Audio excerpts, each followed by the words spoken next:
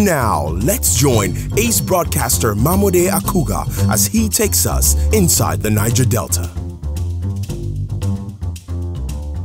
Hello out there and welcome to the program. It's Inside the Niger Delta, the authentic voice of Nigeria's oil-rich region. I'm your regular host, Mamode Akugha.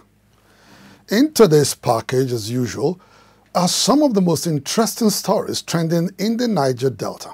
We begin with updates on the fight against the deadly coronavirus disease and the COVID-19 lockdown in AKWA-IBOM and BAYELSA states. We will, in the course of the program, bring you the people's reaction to the distribution of the recovered ABACHA loot from several offshore accounts across the globe. And finally, in today's package is a special report on moves by the National Assembly to probe the Interim Management Committee of the Niger Delta Development Commission (NDDC) over an alleged misappropriation of 40 billion naira. Inside the Niger Delta, the authentic voice of Nigeria's oil-rich region continues in just a moment. Don't go away. Niger Delta Development Commission, NDDC, determined to make a difference. Welcome back. It's Inside the Niger Delta, the authentic voice of Nigeria's oil-rich region. As the novel coronavirus disease continues to take its toll on the country, AKWA-IBOM state government has initiated a process of conducting massive tests for suspected cases to effectively combat the COVID-19 pandemic. Governor Udom Emmanuel made a disclosure recently in Uyo, the AKWA-IBOM state capital. Correspondent Ajay Nelson has more. With about 20 confirmed cases in oil-rich AKWA-IBOM state, the government of Udom Emmanuel appears to be reviving up its machinery to combat the spread of the dreaded COVID-19 disease in the state. Governor Udom Emmanuel, while inspecting a 300-bed isolation center at the General Hospital in Itumbang, confirmed that the state government was having a challenging time confronting the pandemic. We are testing aggressively than the way we were testing before. Why? Because after a laboratory contact tracing, the next thing is you must test these people. It is even better to test people who are not showing any symptoms so that you can know what to do with them right now, rather than just allowing the thing, unexpectedly, the community transmission would have gone beyond your control. For those at the forefront of the fight against COVID-19, their lives evidently are on the line. No wonder, therefore, that the medical doctors and other health care professionals in the state are clamoring for the Udom Emmanuel-led government to merge words with action by ensuring aggressive testing for COVID-19 around the state. While describing the pandemic as a worsening situation requiring sincere and drastic approach, the state chairman of the Nigerian Medical Association, Nsikak Paul Nyoko, expressed concern over the slow-paced testing in the state. Testing in AKWA-IBOM has been far in between until just recently when we've had a few more tests. And initially the problem was that they were not having enough test sample kits in the country generally. And so it also affected the state. We're not saying that our people are heavily infested with COVID-19, but we just feel that you cannot have the true picture if you don't test. In order to guard against an imminent collapse of the state economy, Governor Udom Emmanuel has set up an economic recovery committee charged with finding modalities to stimulate critical sectors of the state economy in order to cushion the effect of the pandemic on the state and the people of AKWA-IBOM. In spite of all this, however, AKWA-IBOMites are already feeling the pains of this current situation. I work in construction company, so some of us, the company really shut down us. Like me, I'm not working again. Hunger everywhere, hungry. People are dying here. So even the day before yesterday, I lost my sister, her baby, that it was because of the COVID-19. There is no money. She's pregnant. Wanted to give birth, no money. So no doctor to attend to them. They was looking for money. There was no money. Inside the Niger Delta. Introducing the new face of the Nigerian Maritime Administration and Safety Agency, NIMASA. We are charting the direction for a maritime and regulating the industry for a better, bigger, and more economically stable Nigeria. Evolved to serve you better. We are NIMASA. New face, rejuvenated service. NIMASA, changing the tides in your favor. As part of efforts to cushion the harsh effects of the lockdown occasioned by COVID-19, founder and president of BELEMAOIL Producing Limited, Engineer JACKRICH TEIN Jr., has donated food items and other relief materials to residents of BAKASSI camp, which is largely populated by Cameroon returnees in BAYELSA state. The gesture came shortly after a video of the now christened 3 wise women of BAKASSI camp went viral in the social media, as correspondent Chika Bodozie reports. Television reporter Ovieteme George recently visited BAKASSI camp in BAYELSA state, where he spoke to the 3 wise women on the coronavirus pandemic. Sickness no create me. Only God not create me. You go kill him. I go kill him. I go kick him. You go ban him. I go ban him. Kick him. Only Jesus can say. Only Jesus can say. Hallelujah. The comic interview had gone viral in the social media and attracted the attention of several Nigerian stars, including Nollywood actress Iyabo Ojo. Man, the way they do, if coronavirus come, you go feel bitter. I go feel bitter. I go kick him. You go ban him. I go ban him. Deeply touched by their plight, founder and president of BELEMAOIL Producing Limited, Engineer JACKRICH TEIN Jr., sent food items and relief materials to residents of BAKASSI camp who are obviously hard hit by the COVID-19 lockdown in BAYELSA state. It impacted on my president and founder, and so he called on us and said, look, hey, there are some persons out there who we think needs our help. Do something to reach out to them. So we had to put the machinery in place to get down here. In appreciation of his kind gesture, the 3 wise women of BAKASSI camp had blessed Engineer JACKRICH TEIN with prayers. BELEMAOIL, God bless you. God not create you carry something for coronavirus. Make it, God raise him. God give him power. In power. When he can come, make him give him power. He said we therefore up. Make him take his shower. In shower water, wash him. Seeking and notice him. Amen. Jesus here. BAKASSI camp in BAYELSA state is one of several communities that have benefited from the assistance of BELEMAOIL since the coronavirus outbreak in the Niger Delta. Inside the Niger Delta. I'm 10 years JACKRICH, Cycling Run Hausa, and I approve this message. Everybody wash your hands well with soap and water make we use sanitizer and stay for our house Engineer JACKRICH TEIN make we support the government to fight coronavirus to stay alive. My people, coronavirus no be scam. Anybody fit get am. Make we stay safe, avoid crowd, wash our hand for at least 20 seconds for water where they run. Make we no near each other too much. If your body or any person body around you they overhot, they cough anyhow or no they breathe normal, make una rush to the nearest health center for checkup. Make we no fear, because fear fit make our body weak to fight against this virus. Stay safe. Second one Hausa. Engineer JACKRICH, so make we fight coronavirus to stay alive. This message now from Engineer JACKRICH TEIN Jr., Second Ruwan Hausa, President and Founder, BELEMAOIL. Some Niger Deltans have expressed displeasure over an alleged lopsidedness in the distribution of the recovered ABACHA loot to benefit Nigerians across the 6 geopolitical zones of the country. They insist that as the region producing the bulk of Nigeria's wealth, the Niger Delta did not get a fair share of the recovered ABACHA loot. Correspondent Lovely Ofigo tells us more. Under the Conditional Cash Transfer Project of the Nigerian Social Investment Program SIP, a total of 703,506 poor Nigerians received 23.7 billion naira from the $322.5 million ABACHA loot repatriated from Switzerland as at 31st December 2019.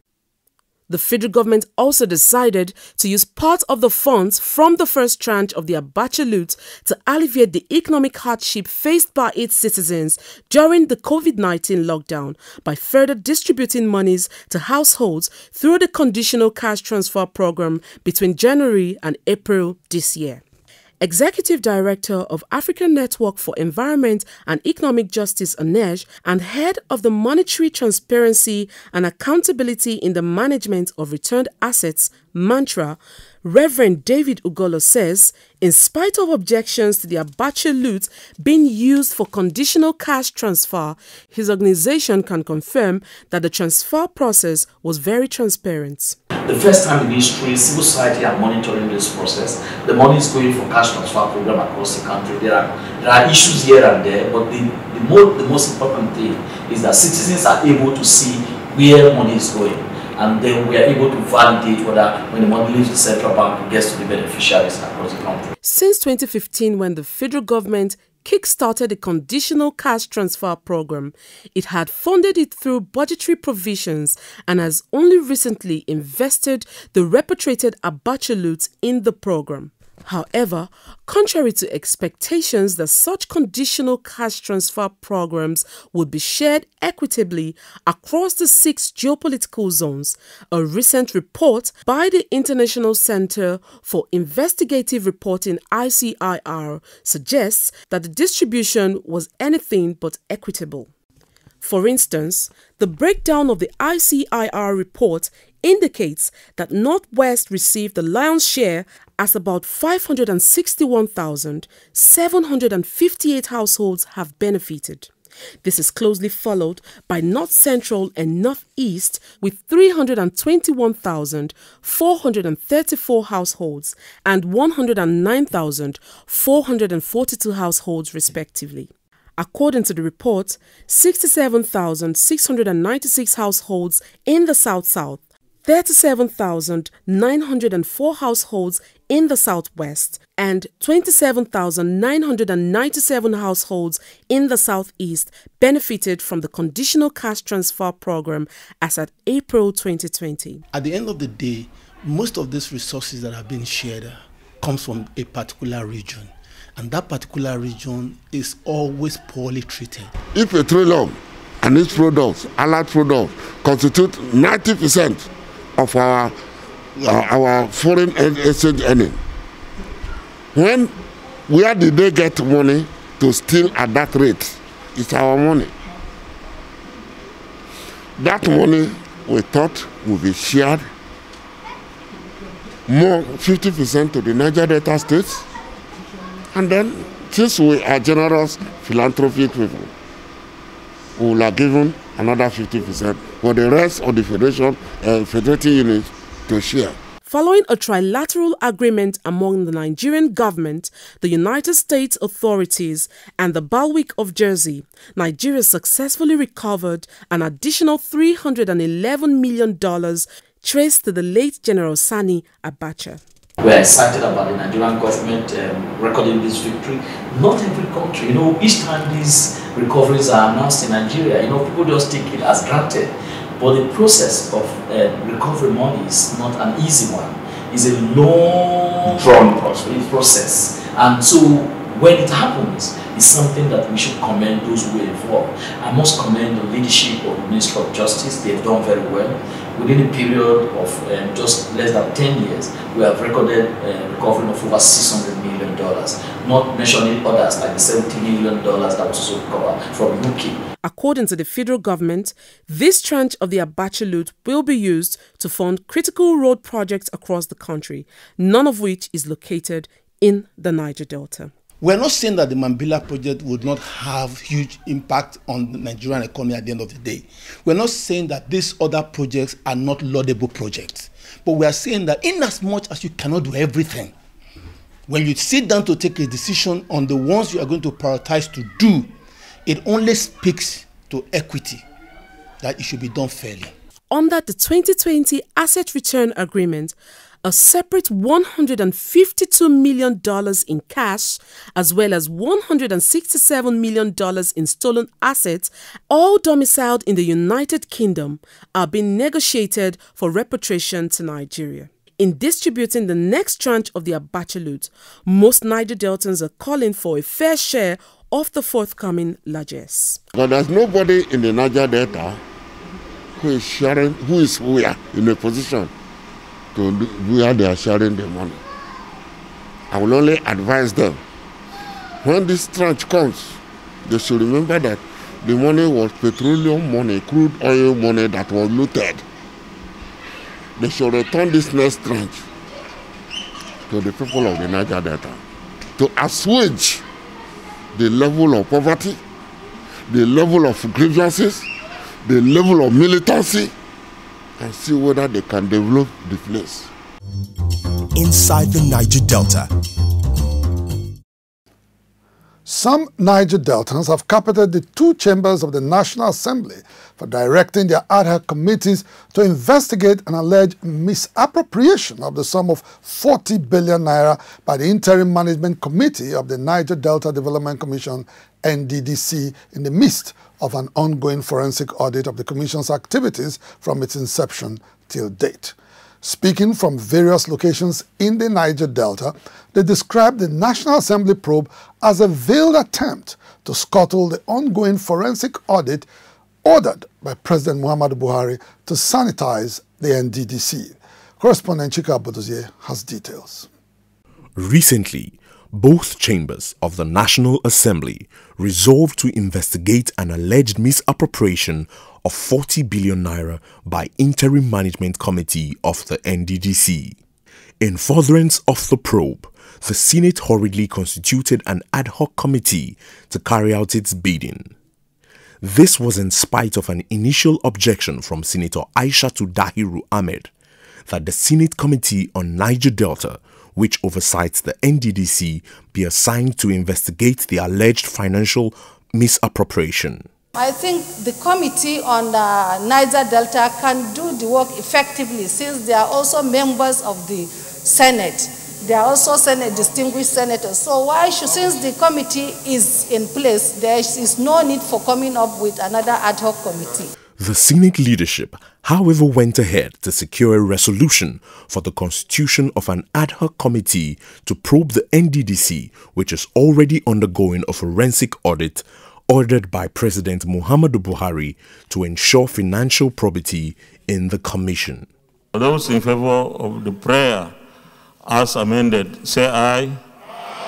Those against, say nay. The ayes have it.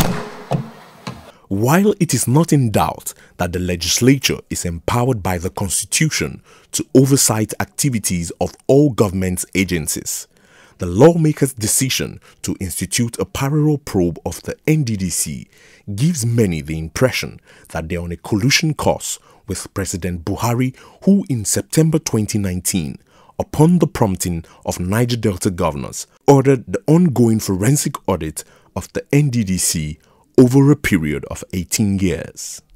This Interim Management Committee was appointed against the wish of the National Assembly, which had shown its hand as having favored the appointment of a new board, which the President, upon the receipt of intelligence or by his goodwill and the powers conferred on him by the Act establishing the Niger Delta Development Commission, decided to dissolve it and bring out an Interim Management Committee to oversee correctly the forensic audit, which was a demand by the governors of the Niger Delta. This is the history that Nigerians must have to know. For most Niger Deltans, the nation's apex lawmakers are only treading a familiar path. After constituting a new board for the NDDC, led by Dr. Pius Odubu, President Buhari decided to keep it in limbo and chose instead an interim management committee to supervise the NDDC probe and hand over a brand new commission to a substantive board. Rather than embrace Mr. President's new vision for the NDDC, the senators, in attempting to overreach themselves, had in November 2019 directed the newly appointed NDDC board members to resume with immediate effect. The legislature can act as a pressure body to get the president to toe a particular line, but I don't think they have the power, legislatively speaking, constitutionally speaking, to usurp the president's appointment or to do anything to thwart whatever appointment has made or whatever structure has formed. It is purely an executive thing. It would be recalled that the Senate had hurriedly confirmed the appointment of the suspended Pius Udubu-led board, which President Buhari chose to discountenance with the benefit of hindsight. It is against this backdrop that the lawmakers' move to probe the Professor Pondey-led Interim Management Committee is viewed as politically motivated. The probe for us here in this place, we are angry about it. If Mr. President said there should be a probe in the agency, why are people working against Mr. President's order and directive? The Senate are working against Mr. President's directive. Is it now that the President wants to reposition the agency for the impact to be felt that Senate wants to probe? Why didn't they do this probe all this while when the organization was in need of probe? And apart from that, what are they going to probe? The IMC is not, have not awarded any contract so far, has not gone into any contract apart from payment for contract that has been duly completed. Contrary to the lawmakers' position that it is illegal to allow an interim management committee to run the affairs of the NDDC, Mr. President's decision stands on a firm ground and follows recommendations of the Steve Oronsaye panel set up in 2011 to investigate activities of the NDDC from 2007 to 2011. Upon discovering monumental fraud in the system, the Oronsaye panel had in its final report recommended that the board and executive directors of the NDDC at the time be sacked and replaced with an interim management committee. Excerpts from its recommendations read thus: a committee should be set up to conduct a physical inventory and evaluation of all projects to ascertain outstanding liabilities of the NDDC as well as indebtedness of contractors to the Commission with a view of providing a report for a way forward. We are surprised that they are talking about the Interim Management Committee and want to ask the question, is it a case of vendetta? In the concept of intergovernmental relations, it will be superfluous and an overkill, a double jeopardy, to continue to probe one institution with several fronts, both at the executive and the legislative level. At best, they can collaborate. Yes, nothing stops the National Assembly from performing its oversight functions. But when such oversight functions get into such microscopic details as transfer of staff from office to office or from location to location, then it becomes questionable.